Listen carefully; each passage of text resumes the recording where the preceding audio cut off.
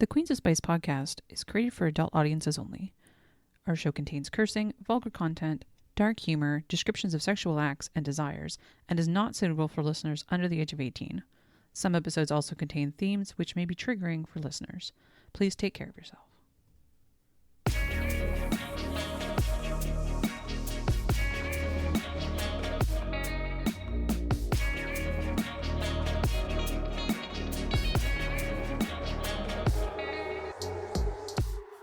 Welcome to the Queens of Spice podcast. I'm your host, Rachel Rargy Ragachu. I am still a Pokemon Master. I'm here with my two BFFs, Jack and Ash. Hi. Hi. Thanks for joining me today, guys. Hey, Rachel. Hey, Jack, what's up? What's Pokemon Master? I'm a Pokemon Master. It means I catch Pokemon. Okay. Thanks. Which is ironic because her nickname in high school was Ragachu, meaning she was a Pokemon. I'm here to catch myself. So today we are going to talk about two books, as a matter of fact. It's a duology. They are called Fairy Daddy and All Revved Up by Amy Bellows. You're welcome. Thanks, Ash. She's very niche.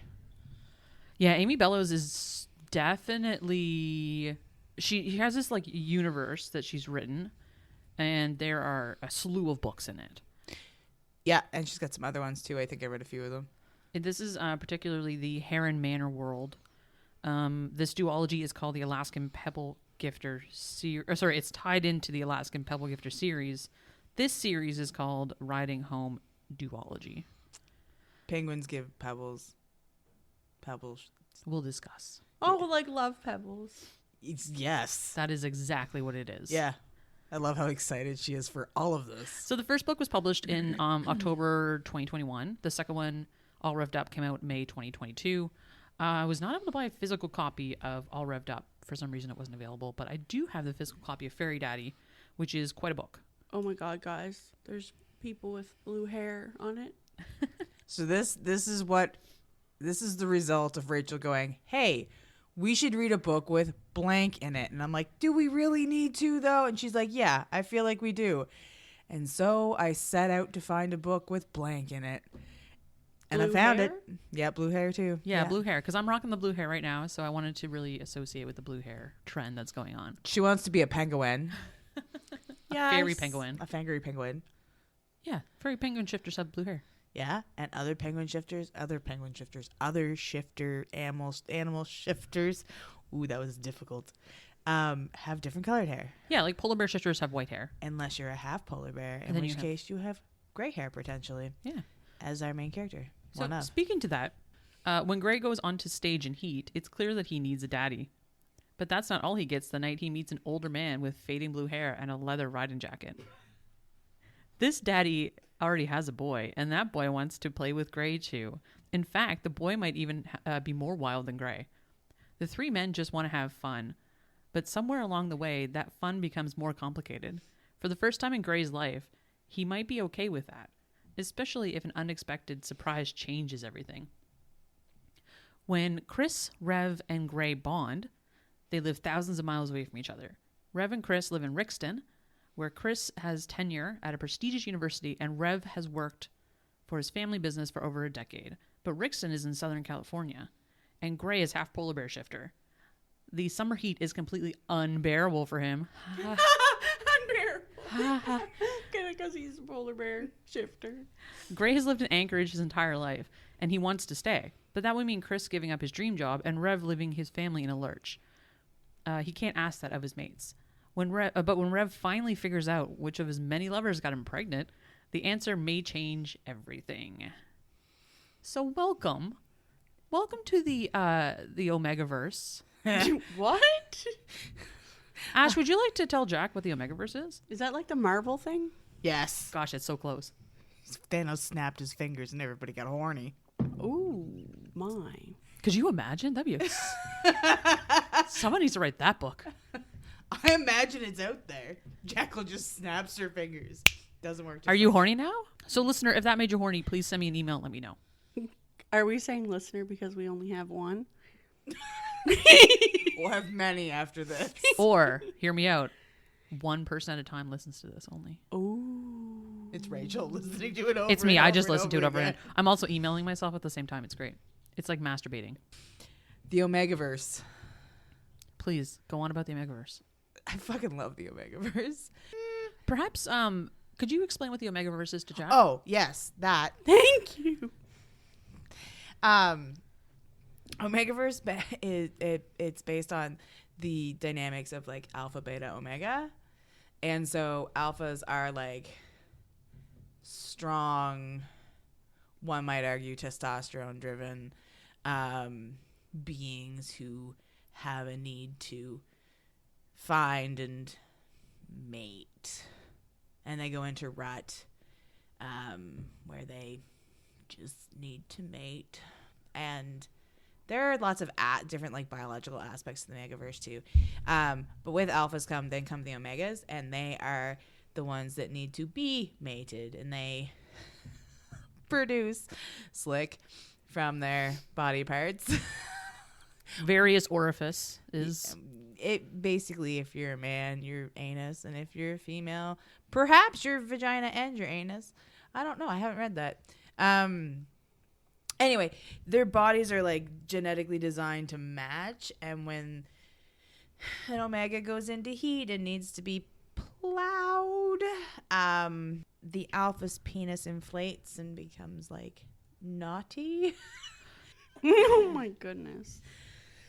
Is this like you wanting to have sex with a werewolf? Yes. Okay. Yes. Very similar. But this is what I was talking about. Like, people start off reading it, they're like, I don't know if I'm comfortable with this. This is a little weird, because it bases around like kind of like wolf dog canine dynamics, that like alpha beta omega situation with the pack. Right. But then also in the fact that their bodies lock together when they that was inaccurate. When the alpha reaches climax, before they reach climax, they inflate or secure the omega to them so that it like ensures procreation. So essentially they get real horny, need to fuck, do the fucking, and that's what happens with Gray, is he knows he's coming into this time frame where he's going to get insanely horny. Oh, and the pheromones. There's a whole thing with pheromones where like when omegas go into heat, they give off a smell, and then fertile alphas would be like, you smell real good. Yeah, so think about like if when a stripper gets on stage, and imagine this, Jacqueline, if you will, please. Okay, eyes are closed. Okay, your eyes are closed. So strippers on stage. so this dude, a thick omega with a big ass and powerful thighs, who's half polar bear shifter and has gray hair, Because he's half polar bear shifter. walks on stage in his like little tidy whities kind of. I think it's much less than tiny whities. It's much less because he's a stripper. And he gets on stage and like, so his slick, he's in heat. So his slick is like, you know. He's dripping. He's dripping out of his butt. Right, okay. Because that's where that's She's where really getting into this. that's where omegas. imagining. Yeah. And so there's like alphas all over this place, just like dying for a piece of that ass because the pheromones are going crazy. He smell real good and horny. He's wicked horny. He wants to get railed. And so this is his last night at the strip club because they're like, you can't do this. It's not, he doesn't know it's his last night, but he goes in and his boss is like, and you're done. Yeah, this but is you can going to have be this one night. You can have this one night. And so he had a private dance. He allowed private dances in the back room, and he allowed it for like, I think it's like $1,000 a piece or something for like 4 people. And so, oh yeah. And then he's like, this extra guy wants to come, is 5 okay? He just wants to watch. It ends up that Chris Revv and some of their buddies end up in that back room with Gray. So that's how they meet. Chris and Revv are on a like sex. Once a year, they go on like, for the lack of a better term, like a sex ride on their motorbikes. They go up to Anchorage in Alaska. Yeah, sexcation. That's a great word.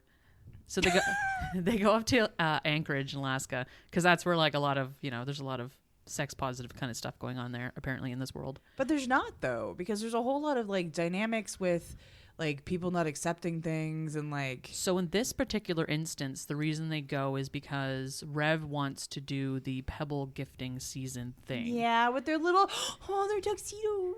And they get into they like go get fancy tuxedos and like they kind of do their own version of it because their relationship's not super conventional. They are in a poly relationship. The 3 of them? Not yet, but soon. Not yet. Okay.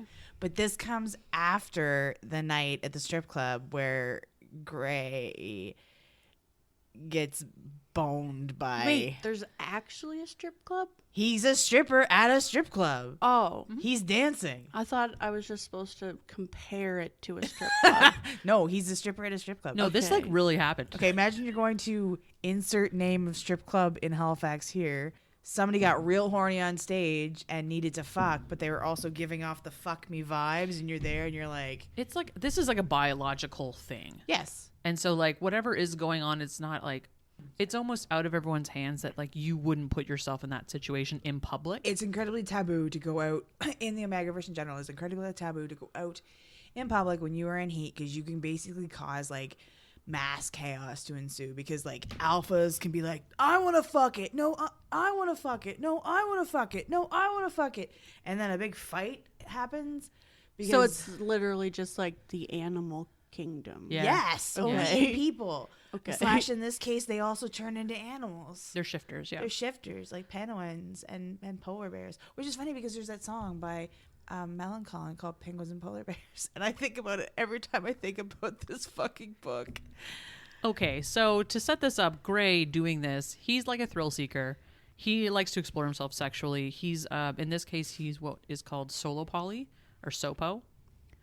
So he is. I know it's a weird acronym. I really liked what the author did in this book in setting up the explanation of poly relationships. I really appreciated that. You and I had talked about that earlier. Yeah, there's a little spot I'm going to read actually to that point. It's in the first book, Fairy Daddy, and it's very early on in the book because this book kind of reads like an educational piece almost of poly relationships and of shifter dynamics and that kind of stuff. So How-to guide. it's a bit of a how-to guide, If but you it want is to like fuck a pelican. No, not pelican. Puffin. a puffin. Shape shifting for dummies. Shape-shifting manic sex for dummies. This is like I said early on in the book in Fairy Daddy. It says, Daddy and I have shared plenty of people sexually, and we have an open relationship where we're free to date other people if we like, but he rarely does. According to him, I'm such a handful that he doesn't have the energy to pursue other relationships. I do date other people sometimes, but never with him. Being in a triad is really complicated. One of my friends said that it was like having 5 relationships. You have a relationship with each of your partners, their relationships with each other, and the relationship as a whole, and your relationship with yourself. Being poly requires you to be really self-aware and communicate what you want and need. So the last relationship on the list is probably the most important. But if any of the other relationships aren't doing well, the whole thing falls apart. So that's kind of the quick and dirty of it, of poly relationships, because like a lot of it has to deal with open, honest communication with everyone involved. Which and it would- is not for everybody. Well, you could argue that'd be the basis of any relationship, really. Absolutely. Solid communication is key.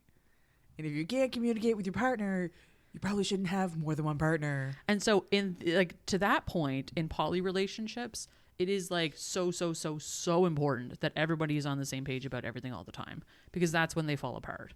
And so this book, Fairy Daddy, lines up a lot of open, honest communication between Revv and Chris, who is Daddy in this case.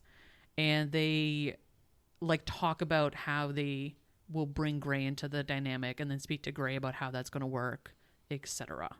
Jack, you have your hand up. Do you have a question? Yes, I do. What's up? Thank you. My question is, I still don't get the difference between the SOPO and the non-SOPO.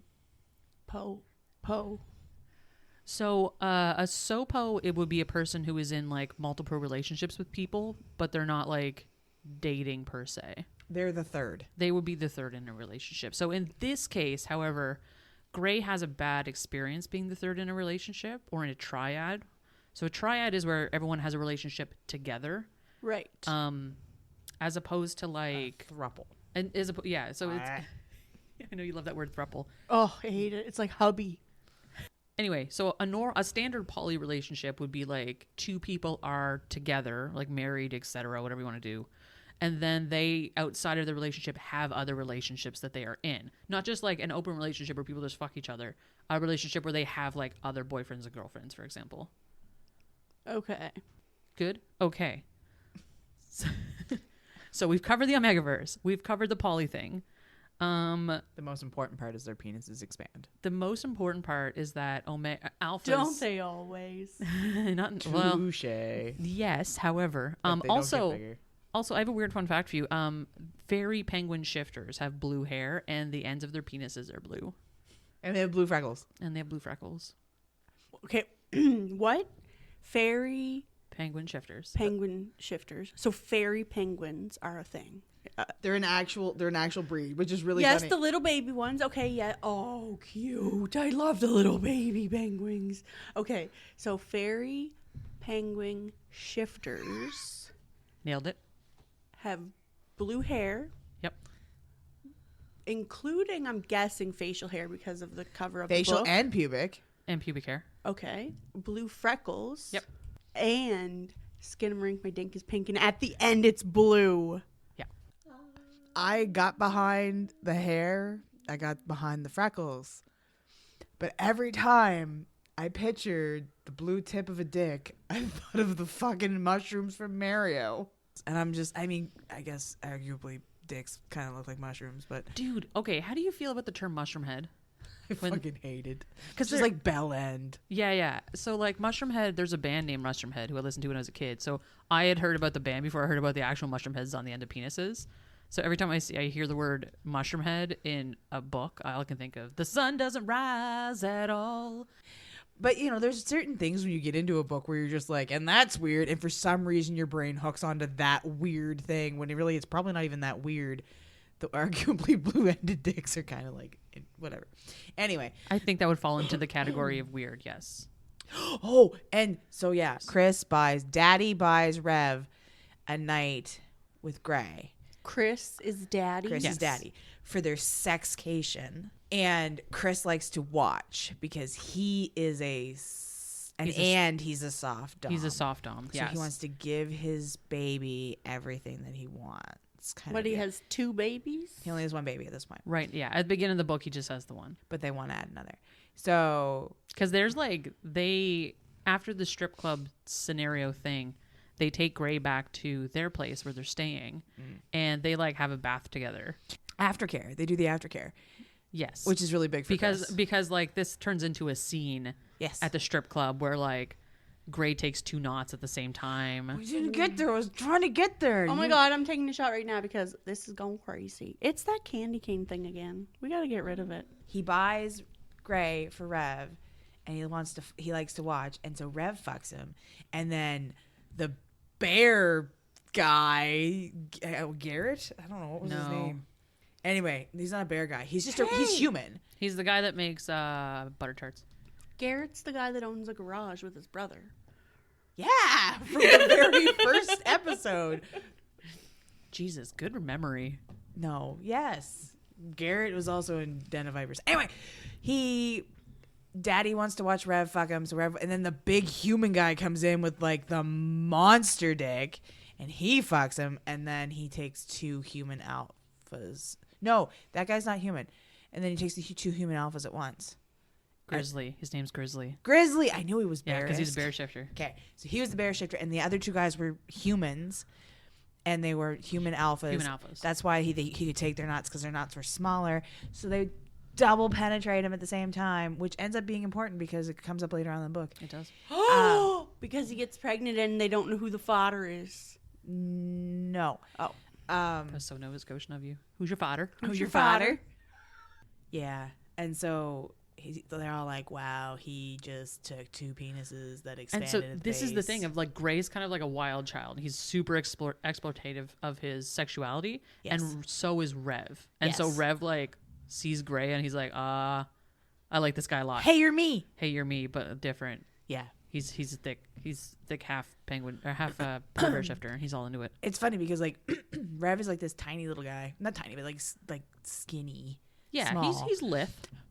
There's a point when they start to introduce about Gray, because it switches the book switches perspectives. Yeah, it's first person perspective from multiple perspectives. Yeah, and so when they write it from Revv's perspective next, it talks about how he and Chris first met. Chris is a part-time tattoo artist, and Revv goes to him. Are you prepared for this? No, I'm not. Obviously. Revv goes to him because he wants to like take back his body, take back his dynamic, because he really likes sex, like a lot, obsessively, and like this is a very very sex positive book, Incredibly so. Yeah, and like educational too, to a point. Like I think so. Yeah, like, maybe not in real life, but like at least the reader is reads like as an educational piece. Yes. Yeah. So he meets Chris when he walks into Chris's tattoo studio and wants to have the word nymph, MYMPH, tattooed on his taint so that the O is his asshole. So it says nympho. That was the moment where I was like, we need to read this book. And hilariously, later in the book, Gray spies that tattoo. Oh, and he doesn't piece together that it's the word nympho. He thinks it's just the word nymph. Because he's a sex positive thick boy who just wants to love and snuggle on people. Oh, I love that part though with the polar bear shifters.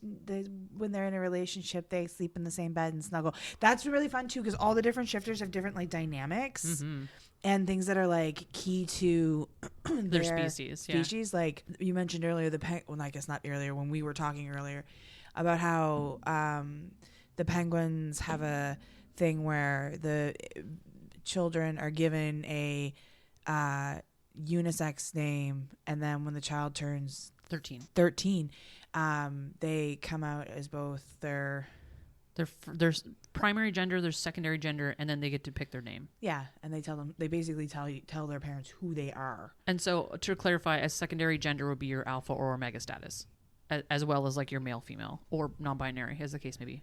Yes. So it's like their bar/bat mitzvah. Yeah, kind of. Yeah, okay. Yeah, and so the polar bear shifters have the thing where when they they figure out within, I think it's about a week, they know if they're going to mate with somebody, is how they explain it in the book. Like they know very early on that like this person is going to be a mate or this person is not going to be a mate. And so the thing about Gray is that he goes through people frequently because he knows within a week whether or not it's going to be compatible or not. Well, because he also that also comes back to the relationship he had with the two human dudes. Yeah, that was a whole creature. And how he was, like you said, where he was the third in the relationship. Yes, because they had a poly relationship where he was a third and supposed to be an equal member of that relationship. And it turned out that one of the others got pregnant and he was kind of pushed out of the relationship at that point. And so he was ready to be a father to this child. His dad had made him the crib. His dad had made him a crib because he was prepared to be a grandfather. One of his alpha dads. Or his, I don't remember which one. Alpha I don't Omega. remember which dad it was. Don't remember. But one of his fathers, made a crib, prepared to be a grandfather. And then, like, Gray had to tell him, like, we broke up, like... And he didn't get to go to, like, he never even got to meet the kid. Like, they broke up, like, a week before the kid was due or something. Like, it was bad. I can't remember that much. And so, because of that, Gray has this kind of, like, chip in his shoulder about being a third in a relationship again. Also very important for later. Super important, because down the road, Revv and Chris invite him. Oh, yes. To go on their on the return trip. On the return sexcation back to Rixton, and so then they'll fly him out of Rixton back to Anchorage because they're like Revv is super about this guy. Chris really likes him too, and they want to add him to their poly relationship. And so Gray, of course, is hesitant about that because of his past, but he agrees because he goes to his friend Mario, whom we love. He's wonderful. I really liked when he got brought into it later. Oh my God, he's such a great character too. Like, just so positive and lovely. And like the consent piece later, I really like that.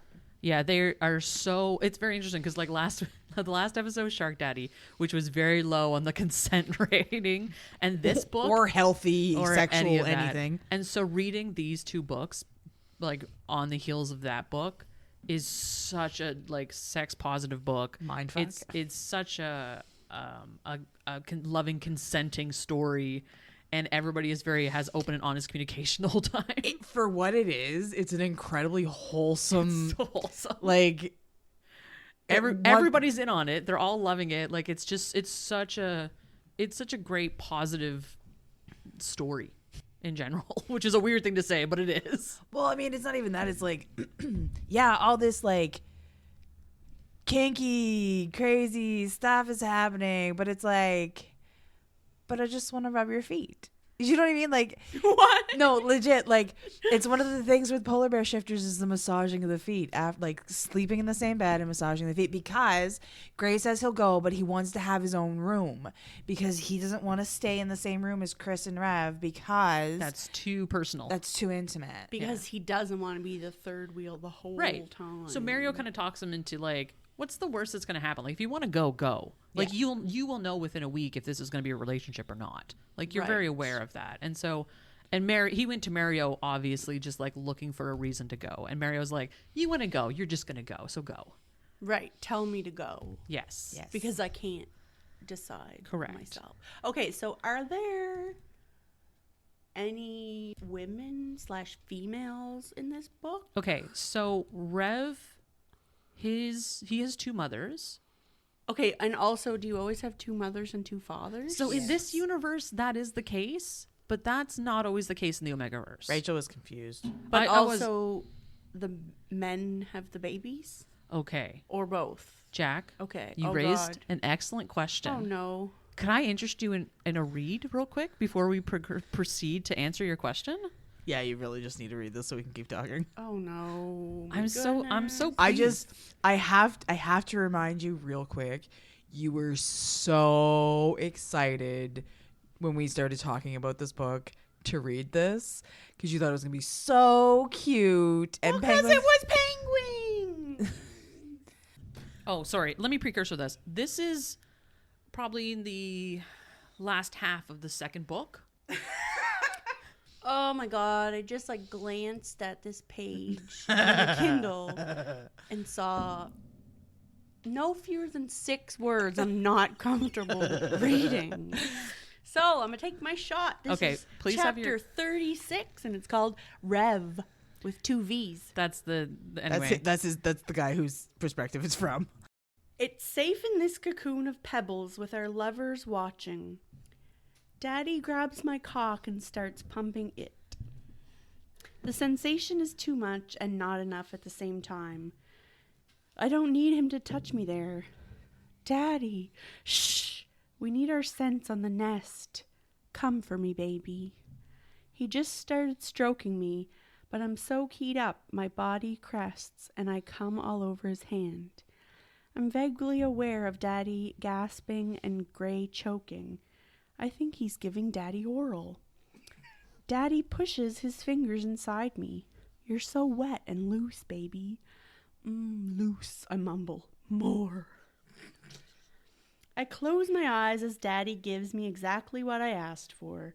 His fingers are thick and solid, filling me to a point, but not high enough. I have a need deep inside me that's different from anything I've ever felt before. Daddy moans. He's adding his scent to the nest. More moaning from Gray. More scent. More safety. More love. The need inside me grows. I know what it is. Our egg is ready to come out. Our little chick is ready to meet us. We're going to love them so damn much. Daddy, I whisper. His fingers push deeper. Other hands, Gray's hands, touch my back, my ass, my chest. I am surrounded by them. I know Daddy's cock so well. I'm sure it's him who enters me after he withdraws his fingers. It's more than his fingers and less than I need. So much and yet not enough. Blindly, I reach back and press my palm to Gray's heart where Daddy's pebble rests. You too. They talk back and forth. I can't follow the words anymore. Something about Daddy's knot being too big to open my rim. Something about how narrow my hips are. Something about the egg, but I trust them so much I don't have to worry. The egg and I will be taken care of. We are safe. A finger slips in next to Daddy's cock. I don't know whose it is. It doesn't matter. I know what it means. Yes, I need. Shh, baby, we've got you. I melt into Daddy. He's beneath me, lying on the mattress. He runs his hands along my back, and my skin is so wet with sweat it reminds me of being in heat. Another finger. Gray is opening me up like a present, making space for our baby, moving so slowly I ache for more. I writhe on top of Daddy as the knee deep inside me drops, just a little bit, just enough that Daddy tenses underneath me. Hurry, Gray, I can feel the egg. We have to make space for it. In the back of my mind, I recall my Omega mother sitting down with me before we left Rixton. Revv, do you know how egg-laying works? I rolled my eyes. Mom, I'm 27 years old. It's too late for this conversation. I know, but I need you to know that you don't have to worry about it. You've chosen your mates well. When it's time for your beautiful egg to come out, Chris will help open you. He knows what he needs to do, but you might need to tell Gray. She didn't know that Gray went to every appointment and read everything he could about Peng-Ga-Wings Shifter pregnancies. Gray knows. He's talking with Daddy. They're taking care of me, taking care of our chick. He slowly slides his fingers out of me, and I feel his cock at my rim, stretching me. I huddle in Daddy's arms as Gray keeps pushing, keeps spreading my body open. Shh, baby, you're doing so good, Daddy whispers, still running his hands up and down my back. Gray stops moving. The two of them together are too big, too much. I don't think I can breathe.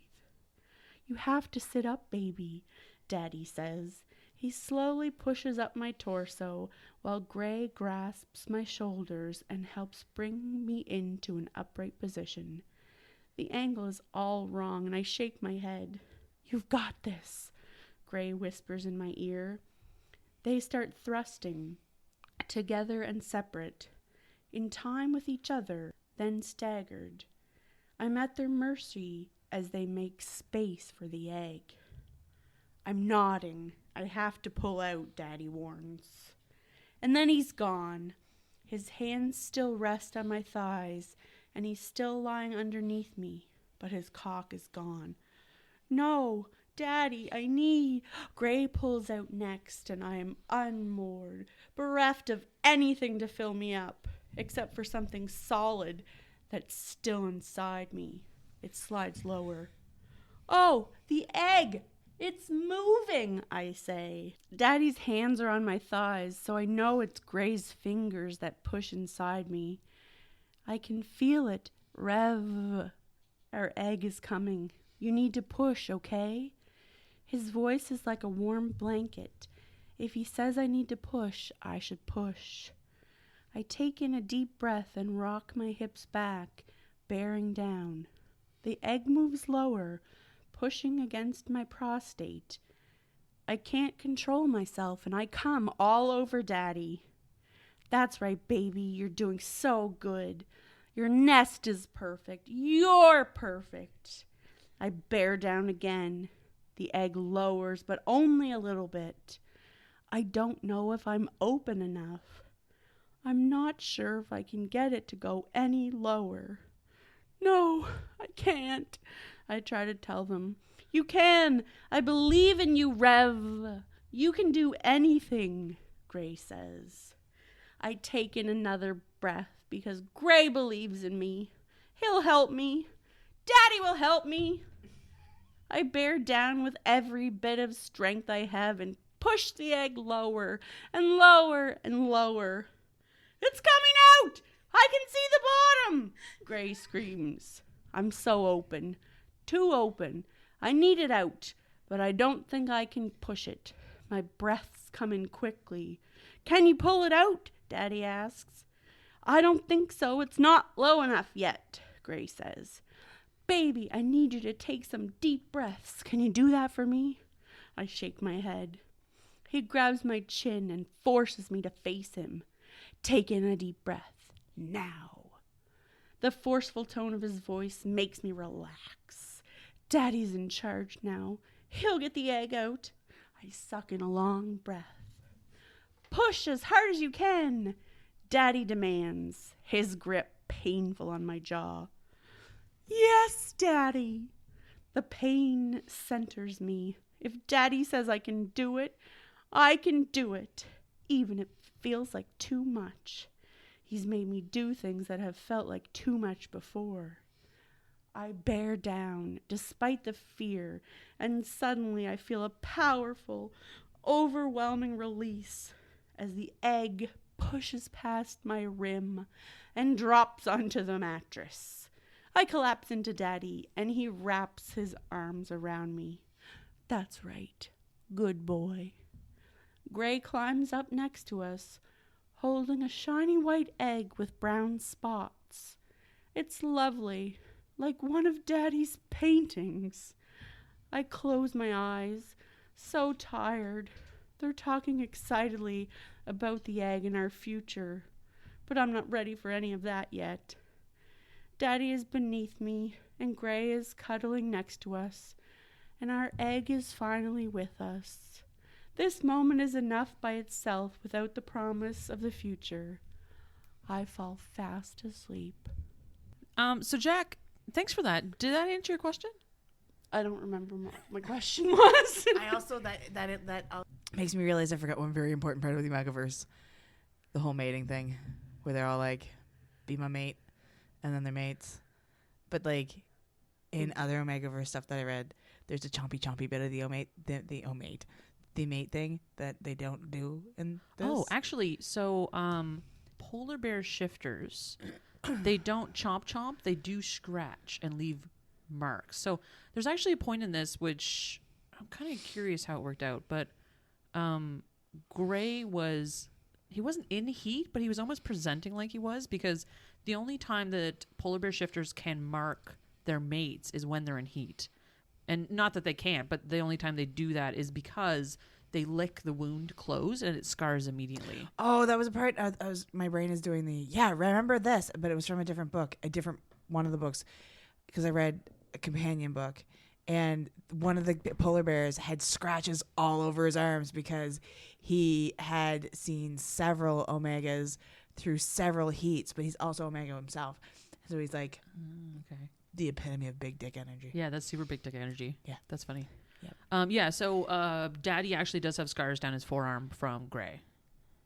Oh, because he is mate. Yeah, it happens in the second book. Well, no, but like in the Omegaverse itself, like we're gonna read the Raylo one. It's like to be mated, they bite. Yeah, and they did that in Muscles and Monsters. Yes, they did that in Muscles and Monsters where they chomp down and the one with the series that I got stuck reading, and then I was like, fuck, what am I doing with my life? And there was like 13 books. Phoenix Pack. Yeah, they do it in that one too. So that's a part of the Omegaverse, is the nom nom nom usually, but in this they don't have, but they have their own like. They have a lot of rituals and stuff. So you mentioned pebbles. That was one of the things that Jacqueline's still processing. She's processing that. So pebbles in this one is what penguin shifters give each other. They have pebble gifting season. Some penguins. Some. Not all penguins. Correct. In this instance, because they wanted to do the pebble gifting season, this ties into Chris's backstory, where when he was, I know, right? So sad. It's very sad. So when he was when he was a kid, he was a teenager. All alpha penguin shifters go find their pebble, and so they go to this beach and they find a pebble that speaks to them, and then they take that pebble and eventually they give it to their mate. So and Chris found so many pebbles. Chris found 19 in total, including the one Ray's, which the one he gives to Gray, because that was the one he held on to because his father like shamed him in this process, because he was like, there's no way you could have 19 pebbles. That's insane. You only get to pick one. Like, take one. Because he didn't understand what poly relationships were like. Oh, he doesn't understand the wide shoes. He doesn't understand the wide shoes. He brought, yeah. And so hilariously. And so later, before this mating process, because Revv kind of fucks off to New Zealand, New Zealand. to do this, which is where Chris found his pebbles originally. Because Chris's family's from there. yes, so originally Revv said it didn't bother him that Chris had never given him a pebble, but in his like throes of nesting, it was something that came up again, and so he went off to New Zealand to go basically find Chris's pebbles. And he goes to see Chris's aunt, Lillian, who tells him the story about how she never found a pebble. And so she herself was asexual her whole life and never took a mate. And so it's an interesting kind of dynamic that... Shout out to like sexual positivity and representation. Yeah, super sex positive in this instance. And just like really, really an interesting way to kind of to show how that works in this universe. And so Lillian, because she had this experience herself, after Chris's father had made him rebury a bunch of pebbles, she dug them up and held on to them over the years. So before Revv laid his egg, they actually Lillian gave Chris back his pebbles, and so he presented one of them to Revv. Revv disappeared. He ended up with Lillian, and she wouldn't give them to Revv. And then, don't they find them in the wall of the? Because Revv starts to nest in her fucking craft shop, and the one part that you didn't read is when they fucking show up, he's making dicks out of craft supplies and putting googly eyes on them. What? And he has a dick for every dick that he's been with. How did I not read that part? Because you had to read the egg laying. Crafting penguin sticks. So they're all, and then they line them up so they're all watching. Oh Okay, my. so Because he's an exhibitionist. he's an exhibitionist. Chris. all of them.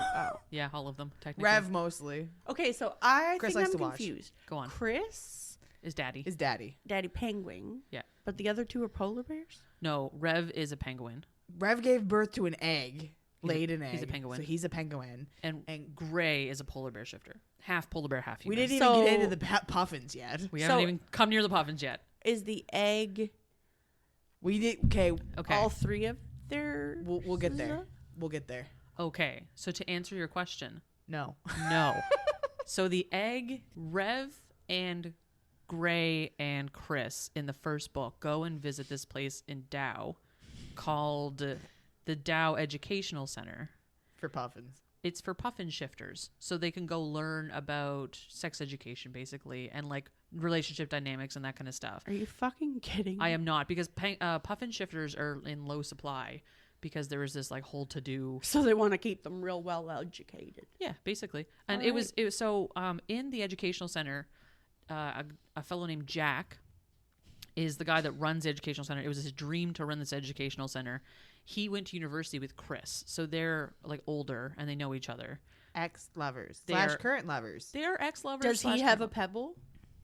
He actually We're gets not there yet. He does get a pebble eventually. Yes, But from Chris? from Chris. Yes. Oh, but he didn't have one before. No, No. because Chris's dad's a jerk and didn't understand. Oh, her. his pebble was buried. Yes. Okay.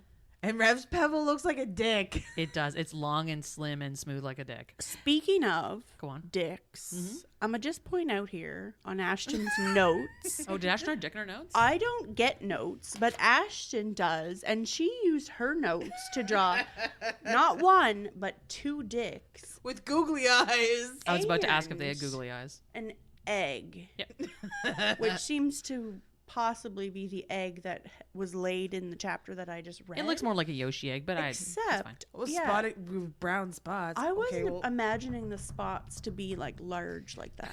Freckled. I remember more like, or I was thinking more like speckled. Yeah. But that, I don't know. semantics. They're kind of cute though. Yeah, because they got googly eyes on them. You put googly eyes on stuff, then it makes them cute. It's Yeah, like true. your Roomba. Like cookies. So they end up at the Dow Educational Center. Yeah. Because on their way back through, Chris wants to stop in and say hi to Jack, who's his ex-lover, and they usually get together at least once a year, sometimes more. And they're kind of still seeing each other. They still, like do Jack and sexy Jerry. things. And so Jack's mate is Jerry.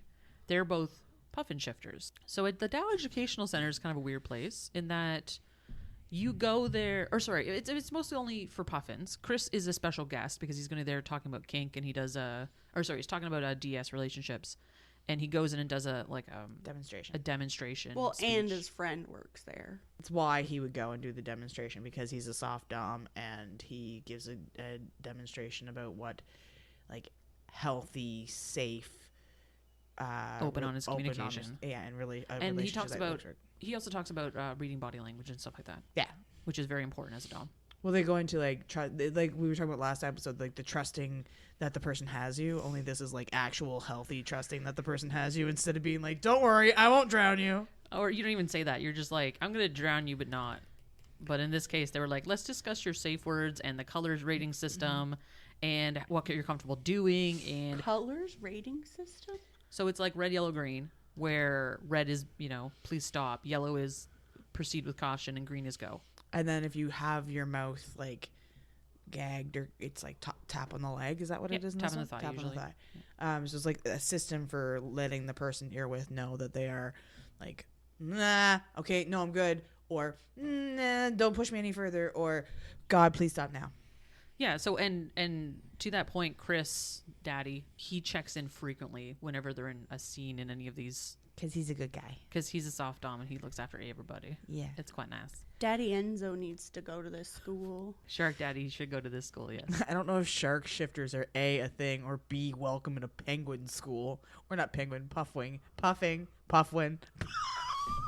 Puffin. Do you know how many times she just tried to say the word puffin and couldn't? A lot. Puffin. Got there eventually. So at their time at the Dow Educational Center, yes, Revv wants to be spit roasted. So he goes spit roasted. So he goes into this group sex room and he ends up having sex with like 6 or 7 puffins, basically. And hilarious. This is the thing that sticks with me in this book, because it's like it takes me out of it so hard because we are Canadian. This is what takes her out of it. It is. Okay. It's not the purple-headed penis or the blue-headed penises or the freckles or the egg laying. It's this moment. This moment takes me out of this because I feel called out as a Canadian, because this is in Canada. It's in the Yukon, I believe. And all of these puffin shifters, every time they do something, they say sorry. Really? Oh yeah, they're obscenely polite. They're enormously polite, and they ask and they say sorry instead of just like doing something. Oh, I took your shirt off without asking. I'm sorry. Is that okay? Yeah, and it drives Revv I'm nuts. sorry. Can I put my dick in your ass right now? Yeah, I'm sorry. Is this okay? Oh my God, I'm sorry. Let me put a condom on first before I put my penis in your mouth. Turns out it doesn't matter anyway. Okay, so as we find out later from the egg hatching situation, one of these puffin shifter fellows actually ends up impregnating Revv. Whoa! Which you find out in the second book, of course, when they go through like the testing of like if he's who the father is, who is the father. It was the they were testing to see what the species of the baby would be, because if it could be Chris. Yes, because if it was another penguin, it would be Chris, and otherwise it would be one of the random people they had sex with over their trip. Sexcation. But they knew it wasn't the other guy, Gray? Well, so Gray's an Omega. He can't impregnate anyone. Oh, right. Okay. It has to be an alpha only. Yeah. And so the way they find out, though, do you remember how they find out that yes. he's pregnant? Oh my God, I was just going to jump into that. Okay. So, but this is after they went to the caribou place. It was funny. They made a sex tape. Yeah, they made a sex tape. They tried to make a sex tape.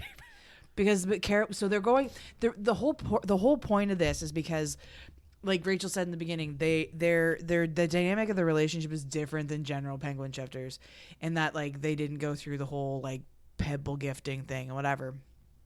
And Revv says he's okay with that, not having a pebble and all this stuff.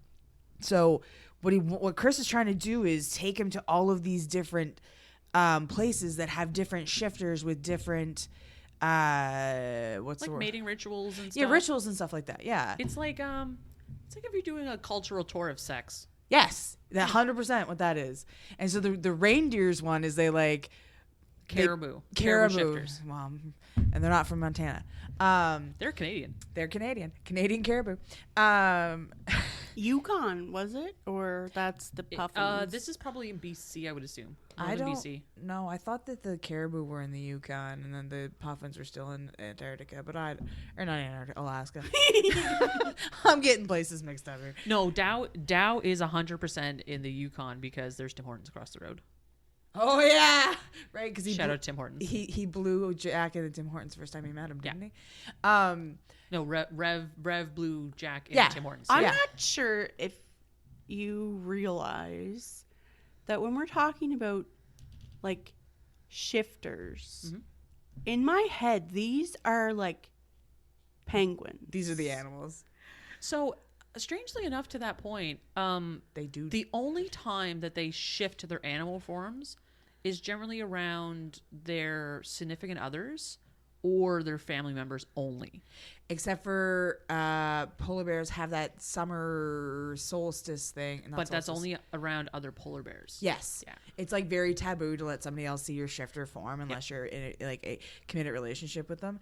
Also, I found it obscenely hilarious, probably more funny than it should have been, when you've got Chris, who is this like daddy dom guy, and he's like, I'm gonna take care of my babies, and then he shifts and he's like this shiny fucking penguin. And then in the meantime, because Gray, he's a fairy penguin. because he's a fairy Well, penguin. so okay, so they end up in like a 5-person relation, whatever. There's 5 of them we need to be concerned with. There's Revv, Chris, Gray, Jack, and Jerry. And so all of them except for all of them except for Gray are little birds. Little birds. And Gray is a polar bear. Gray's a polar bear. Those are large also. So when they actually are all together and they shift, in their shifted form, it's really funny. Aw, I bet you they all like climb on his back. They Okay, snuggle. but anyway, so you said that they don't really shift unless they're like near their family or blah blah blah. Yep. So like, wouldn't you think that if you're fucking laying an egg, like that's a pretty intimate moment with your family and their, like, shouldn't you have been Okay. in your penguin form then? This is an excellent segue. So To Jack, what? Oh no. so what's the second part of laying an egg? It's got to hatch, right? I guess. We're not there yet, Rachel. We have to talk about the bison. Oh my god, does the polar bear sit on the egg while the others are at dinner? No, but they do carry it around a fucking egg carrier. They have a pillow for it. Oh my god, So- really? Okay. Let's backtrack a second. Come car- back with us to the caribou shifters. The caribou have a thing where you have to like, there are like different tasks you need to do in order to prove. They're competitions. Competitions. Ooh, I like the caribou thus far. So there's competitions you need to take part in order to prove that you are the superior mate. So like, let's say you were a caribou omega female and you're like, I need an alpha female caribou. I want somebody who can make the best cookies. And so all of the people who want to vie for your vagina would be like, here are my cookies. And you would sample all of the cookies. Bring me your pebbles, friends. Only cookies, because Except that's cookies. what you want. And then the best cookies would be your mate. Okay. Right? That's how, yeah. Chris, for example, is like a really great artist. And they're like, oh, this would be a good one for you. You could draw the picture. And then the person who draws, anyway. So they go there, and then that doesn't work. So they make a sex tape, and then they go to the bison place. They make a sex tape, just glosses over that one. Well, They make a sex tape for themselves. They're Yeah. like, wouldn't it be fun to make a sex tape? And then they there's get caught a bunch of there's times. an entire chapter of them trying to make a sex tape, and it's friggin' hilarious. Yeah. Now I'm just imagining penguins trying to fly. I'm picturing the guys from fucking Madagascar. Oh my god. Rico, sir. Dibbleby. So who makes the sex tape? The three of them? The three of them. Yeah, Okay. the 3 of them. And then where are the bisons? I think they're in BC. So there's bison. And they go into rut for, They must be in Alberta. I have no idea at this point in the game. I don't know that they say where they are. They're in Canada somewhere. There are bison that are in rut. And when bison are in rut, they like, They get fenced off for starters. yeah, They're What's segregated. rut again? where they need to fuck. And Okay. they'll fuck anything. But the thing is they'll only fuck a fertile omega. Because this has been, like, this is one of the things that Revv has always wanted to do. But Chris has always been kind of apprehensive about letting him do, because it's not actually that safe. Because you have to get the condom on the bison man, because he's a man He's a man. There's a bison shifter. who's a bison shifter. Right. So there's not a bison trying to It's a Fuck a human. penguin. Right. Yeah. Mm-hmm. Yeah. Okay. So now there's an image I'll never get out of my head. I mean, at that point, it was an actual bison trying to have sex with a man. If that makes you feel any better, it wasn't the and penguin. that's how centaurs are born. Same-sex centaurs. But there's actually, I guess to that point, they have a whole conversation about the consent part in this area too, where like it's kind of a big thing where they have to be able to get consent. Like the bison shifter has to be conscious enough to be able to get consent from them, because otherwise you're just taking advantage. Or so the way, because Revv kind of frames it in that you are doing them a favor by this, because they kind of discuss that too, where it's like you're not technically taking advantage of them because you're helping them, because they need to do stuff, they need to get off. I agree, but I still, like, personally, I think this comes into stuff from the last episode. Oh, interesting. Where, like, the dynamic of it is, can you consent if the need is present? Do you know what I mean? Like, is it still consent? And that's kind of the whole thing with the Omegaverse in general, is like, when somebody goes into heat and they need to be fucked, can they give consent if they're being driven by a need versus being driven by a want or a conscious desire to choose? Because when you're fucking balls deep in a heat session there, and in, like, a lot of the stuff that I read, the heats last for longer than a very short period of time, which they do in this book, and that's part of the reason a lot of people are attracted to the Omegaverse too, which we'll talk about another time. Yeah, when you're, like, balls deep in a heat, can you know? It's almost like being drunk. Can you consent when you're drunk?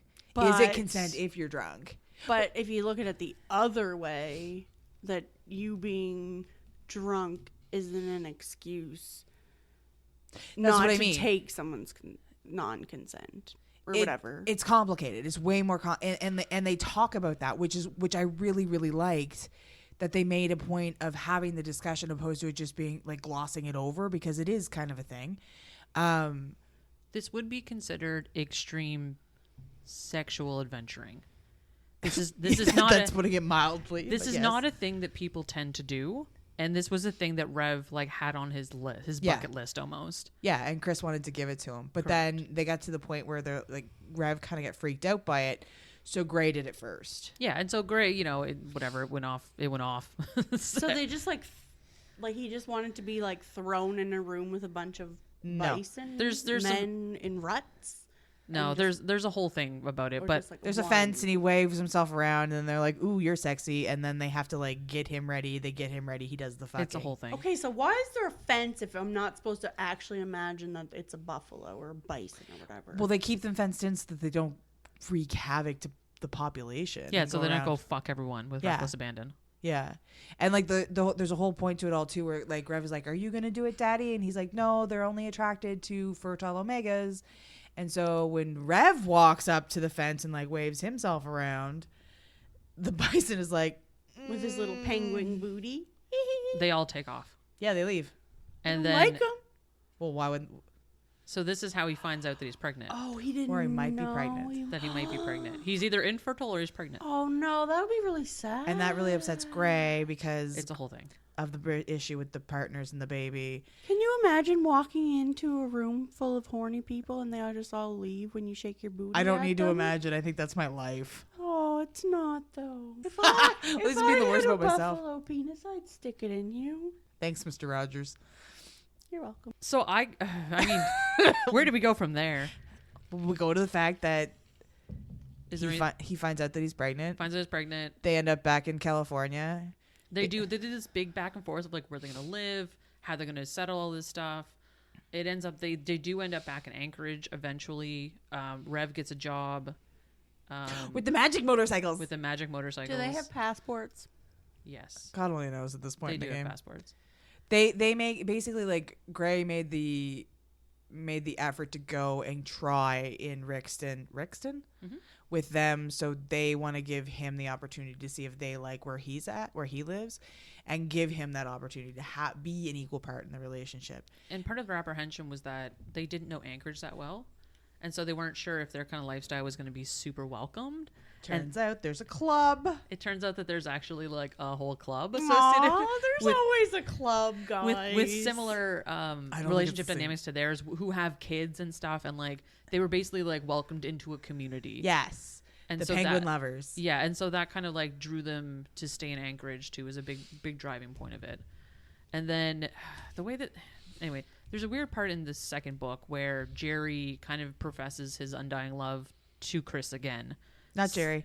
Jack. Oh, I'm sorry, Jack. I always get them mixed up. Is it Jerry with a J or Yeah, a G? they're both J's. That's why it's freaking me up. Okay. Jack says that he asks him to be his mate. So Does Jerry know? Yep. Yeah.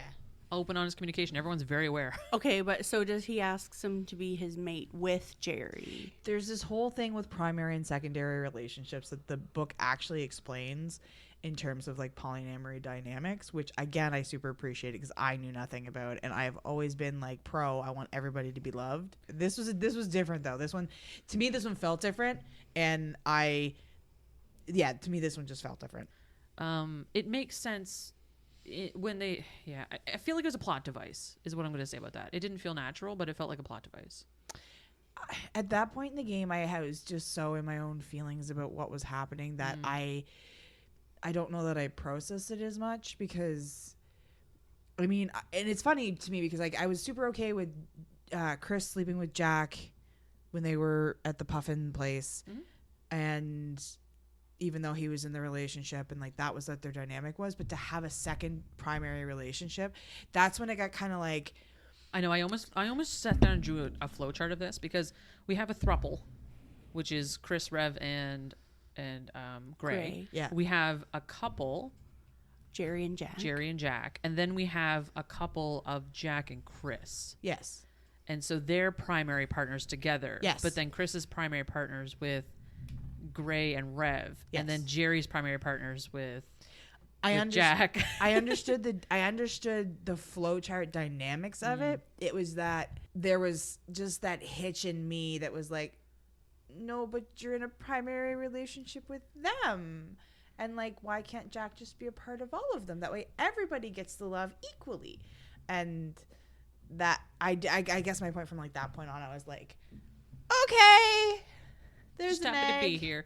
And that, so the reason I think it's more plot driven is because, so they had the kid was like half Puffin Shifter. Yeah. So they brought the Puffins in so that the Puffins could raise the half Puffin Shifter because they end up being like almost co-parent kind of thing, or secondary parents is what They're they going call to buy them. the big house with the They end up buying a big house grandparents. together with like the in-law suite Yeah. so that Jack and Jerry can live in the in-law suite and Revv and Chris and Gray can live in the house. And then everyone can raise the kids, and it ends up like Chris, like instead of there's gonna be kids, Well, because Gray wants to have a baby too. Just and then not right so now. does Jack. Okay. Jack and Jerry want to have kids too. Good for all of them. Yeah, they want to have a J- whole house full neither of kids. Jack nor Jerry are the egg's daddy. Correct. Okay, so just an unknown Random Puffin. dude who like signed off his parental rights and everything. Yeah. Oh, so we didn't know. They didn't know who he was. They do Jack know. found him. Yeah, Jack found out who it was because they have to like disclose this kind of stuff. But Right. Revv has no idea who it is. Oh, Yeah. How many people or Puffins did he have sex with? A lot. It was like 7 or 8. Okay. Yeah, it was quite a number. In which hole? Because there were multiple. He was getting spit roasted. Well, by can you several get people. pregnant in all of your holes? Omegas can only get pregnant in their butts. Well, so then sorry, that hole. or unless you're female. Male omegas. Male can omegas only can get only get pregnant pregnant in their butts. But everyone wears condoms there. Anyways, it's a whole thing. It's a So did the dynamic, condom yeah. break, or did the condoms just not We don't work know. on Peng-Ga-Wings? No, We're not all the sure. other condoms worked. Puffins. So I only have, I think, 2 more notes we need to cover. One of the notes I have to cover is scorpion shifters Oh, for fuck's sake! wear little hats on their tails in human form to be polite. So scorpion shifters have a tail in their human form, and so on the top of their tail they wear little hats on them. It's considered social etiquette. It's social etiquette. Scorpion. Mm-hmm. They have a big tail Okay. that's pointy and venomous. Right, but I'm looking at a human So a human with a scorpion tail, presumably like With a party hat. proportional to the size of the human Yeah. form, not like a tiny little Not tail tiny, that nobody no. would even notice. Wearing Wearing a hat. what sort of hat? This one was a cowboy hat. any a kind of hat. cowboy hat. Just a little one Okay. on top of its stinger. It was her, I think. It was one of the Her. professors. What professor? She's a professor at the university that Chris works Because at. Chris is a university professor. Yeah, was. Gives up. Is his it a special like Yeah, it's called Hydra University. It's No, a it's university. A special hat. Oh, no school? okay. Oh. Yeah, 'Cause- Hydra University. It's a special like shifters based university, but they still yeah, because both Chris and Jack go there with the intention of like doing better in the shifter societies to kind of break a lot of the norms, because there are a lot of traditions and stuff around certain shifter species. I can imagine they're pretty old school. Some of them actually are. It's weird. Oh, like the whole thing with the polar bears when they go ragey and they end up on the fucking hill. Yep. That's where one of yeah, you would know more about that because that's part of the other story. Yeah, it's sad. Citadel Hill, could that be my favorite mountain? That's not a mountain. It's a hill. Okay.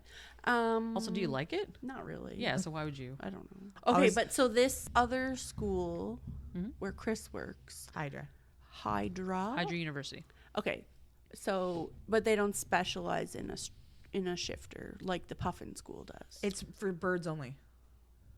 A scorpion's not a bird. You're talking about the Dow. The Dow Educational Center is only for puffins. No, little birds. Hydra University is Never for mind. all types of shifters, but they are still segregated by shifter species. Oh, so the scorpion teacher lady can't share the fountain with. No, she can't. No, living arrangements are for students. The flexibility for professors is a little bit wider, but they still don't like approve of alpha relationships, and they don't let different species live together in different houses. Which is a big part of like Jack and Chris's relationship because they're both alphas, but And different species. they're technically different species. They did live in the same like house or frat house or whatever the heck it is. yeah, for birds. For birds. Okay, so I'm not crazy about the bird thing. Okay, so scorpion, little hat tail, cool. That was just a random I point like I had. that. The other thing was the fated mates versus the chosen partners thing. Because in poly relationships, especially like the fated mates for penguin shifters, they have a pebble that is specifically for their mate. They know that pebble is for their mate. Technically, there are fated mates for penguins, but then they also have chosen mates, which it kind of threw a wrench in the works when he got his pebbles back because he had chosen Revv as his mate, but he had never presented him with a pebble, so it wasn't a fated mate situation. But he isn't that ended up with because a he didn't have a pebble? Yeah, he ended up with a pebble. He ended up with one in the end, but originally they had been together for years before that. I think, but that kind of confuses it because it's like he was a chosen mate in the beginning, but he ended up being a fated mate because of the pebble existing. But then polar bears have like the one mate that they have children with, but they aren't they are monogamous, but they don't stay with one person for a long period of time. So they only have one mate that they have children with, but they can have had several partners that were mates. Yeah. So just every species is different. Yeah, it's just an interesting kind of dynamic that happens in this particular universe. Not always the case. And what a universe this is. Oh gosh, it's such universe. So to that point, we're gonna rate this book out of pebbles. What, pebbles, not eggs? We're gonna do Googly-eyed dicks. Oh, do you wanna? No, There's because so many I of didn't them. get to experience the googly-eyed dick. There's also like 100 of them. That's too many. It's how many pebbles out I of also- 19 pebbles, because that's how many pebbles Daddy had. Yeah. Okay. So we're gonna rate this out of Pebbles. 19 pebbles. Oh, God. You don't need. There's no reason for half pebbles or quarter pebbles. There's 19 There's of them. enough pebbles here. We're fine. There's enough to go around. So Are we're gonna rate there the. kidney pebbles, like kidney stones. No. They are all regular pebbles. So we're gonna rate the books together. For you and I anyway, because Jack just read a segment from the second book. I think I'm gonna give these books together like 13, and they're getting a 13 only because of the incredible like vibe going on with the sex positivity and the like open honest communication stuff and like the poly relationship explanations, all this stuff. So I really appreciate the educational portion of these books, and that's why it's getting such a high rating. This is as a result of you saying we need an MPreg book and me going like, do we? And then finding an MPreg book randomly on fucking TikTok. Thanks, TikTok. Mpreg, like male Pregnancy, pregnancy. Yeah, I Okay. don't know if you realize, but the piece that you read was him giving birth Yeah, to yeah. an egg. Yeah, okay. I don't know. I'll give it a 10, maybe. Okay. It's like almost 50. 10, maybe a 9. We'll go with 9. I did. That means it fails. That's not a passing grade. Fine, a 10. I agree with you with the sex positivity about the education component of it and all this stuff. It was a quick and easy read. I It was one of those things too where I had so much fun fucking screenshotting it and sending it to you. And mocking me with it and telling my husband all about it. Oh, and yeah, that asking was what good he too. thinks is going to happen when I have to read it. He didn't think you'd Aw. react. And then you did. Anyway, yeah, I give it, I'll say a 10. I mean, the writing wasn't poor either, which I will say. I only found a couple typos. See, I don't even pay attention to typos. I just find like my big thing is when things get repetitive and they use the same word over and with skills. What? No, I said must be nice not to notice typos and things. I thought she said something with Skittles. When they use the same word over and over and over and over and over again, that really bugs me. Daddy. No. Like Daddy? he took his cock and then he put his cock in and then his cock was hard. Like if the same word is used several times in sentences, it just throws me right off. I appreciated that it wasn't like hyper repetitive and the plot kept moving. It wasn't stuck in a place. Like, yeah, it wasn't bad. Jack, how do you feel about this book series? I fucking love the Peng-Wings. How would you like to rate this out of 19 pebbles? I'm going to rate it 17 pebbles out of 19 pebbles. If you're going to rate it that high, you have to read it. I might. Like all of it. I'm going to hold you to that. What? I leave this book here. Well, for if you I to read. have to read it. But there's 2 of them. Yeah, They're not long. they're very short. Okay, come on. A little penguin with a fucking little penis that's blue on the end. His human form. Okay, but that's not what happens in my head. I'd love to hear about what happens in her head after she's read it. Like the full thing. I know, just like, oh, they're just making like a little nest. Like, here's my scent, here's your scent, my scent. Oh, I have to poop out the... Jack, I want you to visualize something for me, okay? Okay, eyes are closed. So, we're on a highway. Which highway? Any highway. We're on a highway. There's like no one around for miles. Is it miles. like a double... It's a double, like a twin highway. We're near the Three Sisters. She's never been- Okay. We're near your favorite mountain. We're driving down the highway. Not Citadel Hill. There's you're driving a motorbike and there's another motorbike driving beside you, and you're really like, you're just vibing. It's a thing. You're chilling. You've got the Close your eyes. wind. The wind is just blowing through your feathers because you're a little baby penguin and you're driving a motorcycle. How do you feel about that? I love it. Cool. 17 it is. I love it. My feathers were blue. I can't. Cool. Well, that wraps up that's it. That's it. That's the books. I'm sorry. I'm not sorry. Here we are. Yep. I'm gonna say next episode is a special Valentine's episode. What? We are doing a kind of shorter episode. It's gonna be midweek. It's bonus content for you. It's going to be the book Sweet Girl Ooh. By Jack Whitney. by Jack Whitney. Jack? Is that a man? Nope. Female. It's a gal. Yeah, she's Are we ever going to read a book by a male? Yeah, we're working on it. Okay. I will say that I read a male author written book and I hated it, and it was some bad vibes. And not hated it isn't like this is crap. No, it makes me angry. I couldn't in good faith talk about it. I've read several books by male authors thus far, and we're getting there. I'm narrowing one. We're getting there. Yeah, we're narrowing some down. We want to do the right one because we want to give it justice. So coming up soon. So Sweet Girl is available on Kindle Unlimited, and we'll see you guys on Valentine's Day. Thanks, Amy Bellows, for introducing me to Peng-Ga-Wings shifters. And thank you guys for joining me on the Queens of Spice podcast. Thanks, Fergie. Thank you. Bye. Bye. Thanks for listening to the Queens of Spice podcast. You'll find us on Instagram and Twitter at Queens of Spice. Or if you want to send us an email, you can reach us at queensofspice@gmail.com.